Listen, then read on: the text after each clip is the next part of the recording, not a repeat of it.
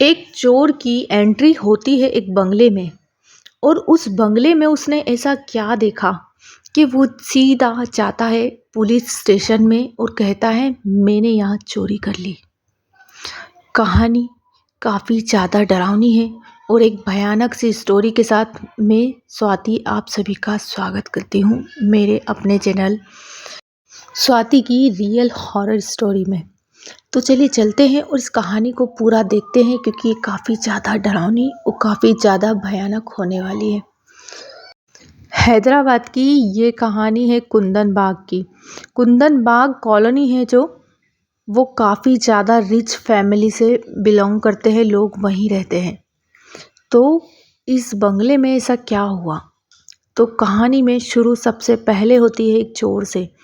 तो चोर जो था इस कुंदन बाग कॉलोनी का ये बंगला जो काफ़ी दूरी पे बना हुआ था, मीन्स कि ये काफ़ी ज़्यादा लग्जरी काफ़ी ज़्यादा महंगा बना हुआ था, शायद सबसे ज़्यादा महंगा हो।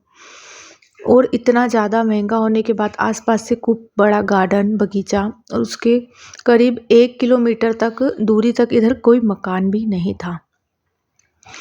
इस मकान का जो मकान तो आप कह ही नहीं सकते, इसे बंगले में चोर ने कहा कि आज तो इस इधर जो चोरी करूँगा। तो वो खिड़की के सहारे उस बंगले में आ जाता है।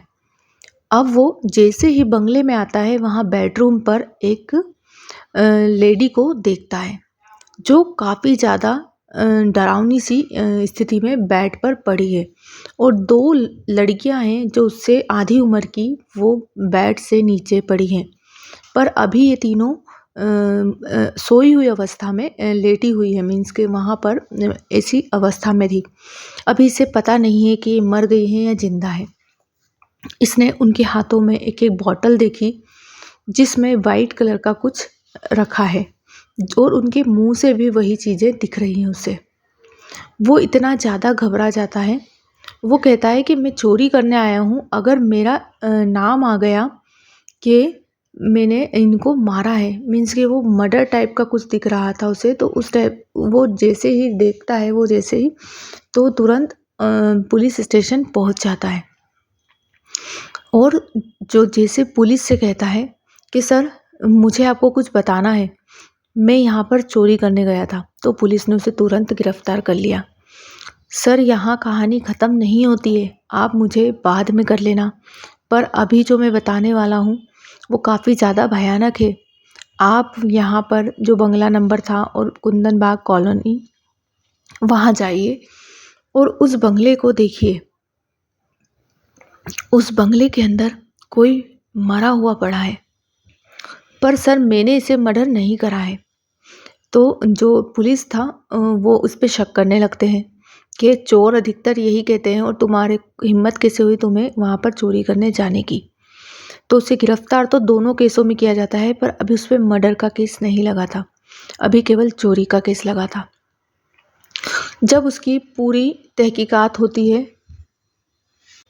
तो पता चलता है कि उन्हें मरे को कम से कम 1 महीना हो चुका है। और उसने बताया कि जो लेडी ऊपर लेटी थी उसने दोनों हाथों को अपने हिलाया, उस बॉटल को उसने पकड़ रखा था।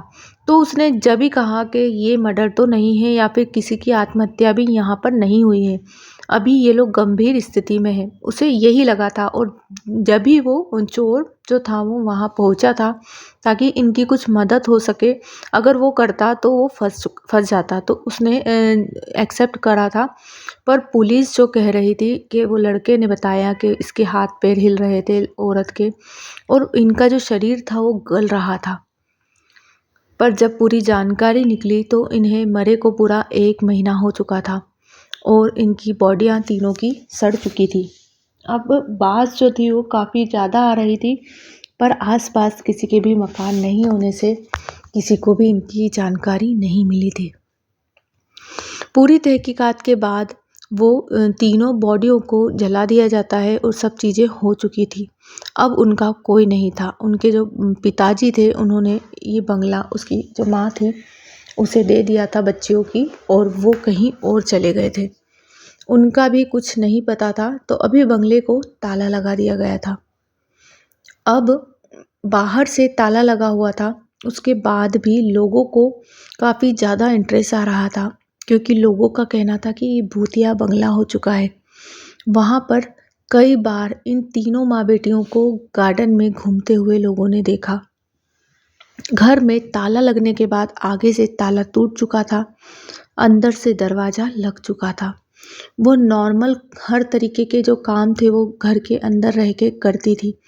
कहा जाता है कि उनका जो घर था, जैसे वो पहले रखती थी, अभी भी अगर कोई एंटर करता था तो उन्हें वही फ़ील आता था। और गार्डन में हर पौधा पानी से भरा हुआ था। वो हर पौधे में रात में पानी डालती थी। कोई ना देखता जब वहाँ पर पानी डला हुआ रहता था। मीन्स कि अगर कोई वहाँ पर 2 या 3 महीने नहीं रहेगा तो वो एक जो बंगला है वो एक अजीब सा हो जाएगा। पर वहाँ पर लोगों ने कहा कि तीनों माँ बेटियों को उन्होंने घूमते हुए देखा था। अब इसी चक्कर में एक यूट्यूब का जो था वो उसे देखने के लिए अंदर जाता है। पुलिस के द्वारा वहाँ पर सिक्योरिटी लगा दी गई थी, क्योंकि लोग नहीं मानते थे, अंदर घुसते थे और वो काफ़ी ज़्यादा डरावना हो गया था। पुलिस ने भी एक्सेप्ट कर लिया था कि यहाँ पर भूत है, पर ऑफिशियली नहीं एक्सेप्ट किया था। पर फिर भी उन्होंने लोगों को वहाँ जाने से मना कर दिया था, पर लोग नहीं मानते थे। उन्हीं के बीच में एक अनामिका नाम की लड़की और आनंद नाम का लड़का दोनों वहाँ पर गए और उन्होंने कहा कि हमें केवल छोटी सी वीडियो बनानी है, हम अपना काम कर लें, उसके बाद चले जाएंगे। पुलिस ने कहा, साफ मना कर दिया कि यहाँ अलाउ नहीं है, क्योंकि इसके पहले 8 से 10 केस ऐसे हो चुके हैं जो इन लेडीज़ों को देख चुके हैं और उसके बाद उनका मेंटली डिस्टर्ब हो चुके हैं, वो माइंड डिस्टर्ब हो गया। पर वो दोनों नहीं माने और उन दोनों ने वहाँ पर एंटर करते ही अंदर कुछ फील करना स्टार्ट कर दिया। पुलिस ने कहा, ठीक है, तुम 15 से 20 मिनट में यहाँ से आ जाओगे और ज़्यादा अंदर नहीं जाओगे। उन्होंने कहा, ठीक है, हम गार्डन में ही रहेंगे। उसने बताया कि गार्डन में जब एंटर हुए वो लोग, तो उन्होंने एक लड़की को चेयर ले जाते हुए अंदर देखा। पुलिस ने तो कहा था कि यहाँ कोई नहीं है, कोई यहाँ रहता ही नहीं है। और वो लड़की पीछे से दिख रही थी, आगे से उसने नहीं देखा। पर उसके जो कपड़े थे वो काफ़ी ढीले से पहन रखे थे और एक कुर्सी लेके वो अंदर गई। उसने दरवाज़ा लगा लिया। इन लोगों ने खिड़की से उधर देखा तो वो लड़की नहीं थी, वहाँ पर कोई भी नहीं था। थोड़ी ही देर बाद उन्हें वहाँ पर काम करते हुए एक एजेड लड़की मीन्स की लेडीज़ दिखी, जिसकी उम्र काफ़ी ज़्यादा थी। और इन लोगों ने देखा तो वो घर में सफाई कर रही थी खिड़की से। बस उसी के बाद से अनामिका वहाँ बेहोश होकर गिर गई थी। गिरने के बाद उसके कैमरे में तो कुछ नहीं आया था। जो चीज़ें इनने देखी थी वो कैमरे में शूट नहीं हुई थी। उन्हें वो लड़की भी कैमरे में शूट नहीं हुई और ना ही वो लेडी। अब वो अनामिका जो थी वो बेहोश हो गई थी और उसके बाद उसे कई महीनों तक ट्रीटमेंट चला और उसकी तबीयत खराब होती चली गई। आज भी अनामिका पूरी तरीके से ठीक नहीं है। तो उधर पूरा बैन कर दिया गया था कि कोई भी अंदर जाकर वीडियो नहीं बनाएगा। जो आनंद था उसकी भी तबीयत खराब हो चुकी थी, पर ज़्यादातर जो प्रोसेस थी सारी ज़्यादातर अनामिका ने ही देखी थी, तो उसके ऊपर इन सब चीज़ों का इफ़ेक्ट ज़्यादा पड़ा था।